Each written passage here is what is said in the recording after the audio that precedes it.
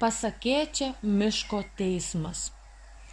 Gūdžiame miške, kur saulės spinduliai sunkiai prasiskverbdavo pro tankius medžių vainikus, gyveno įvairūs žvėreliai. Vieną dieną jie susirinko į didelį teismą. Turėjo nuspręsti, kas miške yra svarbiausias ir kam priklauso visų pagarba. Pirmasis stojo vilkas. Aš esu stipriausias, manęs visi bijo, todėl man priklauso valdžia. Be manęs miške įsiviešpatautų silpnumas. Antrasis atėjo lapinas. O kas iš tos jėgos, jei be gudrumo ji bevertė? Mano išmintis padeda man gauti maisto be kovos. Protingiausias ir svarbiausias turėčiau būti aš. Prieš juos išėjo meška. Jūs abu kalbate nesąmones.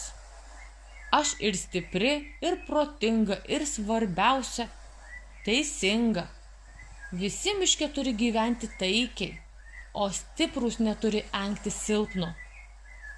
Iš krūmų tyliai išlindo kiškis. O ar kada pagalvojote, kad svarbiausia ne jėga ar gudrumas, o gerumas? Jei visi elgtųsi vienas su kitu draugiškai, miškas būtų laimingas. Žvėriai susimąstė, tada nuo medžio šakos sučirkė sena pelėda.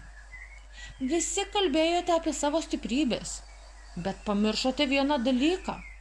Miškas yra svarbiausias, nes be jo nė vienas jūsų neišgyventų. Jei norite būti tikrai galingi, turite rūpintis ne tik savimi, bet ir tuo, kas jus supa. Žvėreliai pažvelgė į mišką, kuris juos maitino ir glaudė. Jie suprato, nesvarbu, kas stipriausias ar gudriausias, tik rūpindamisi vieni kitais ir savo namais jie galės gyventi laimingai. Moralas: jėga ir gudrumas svarbus, bet tik rūpestis vieni kitais ir aplinka sukuria tikrąją harmoniją.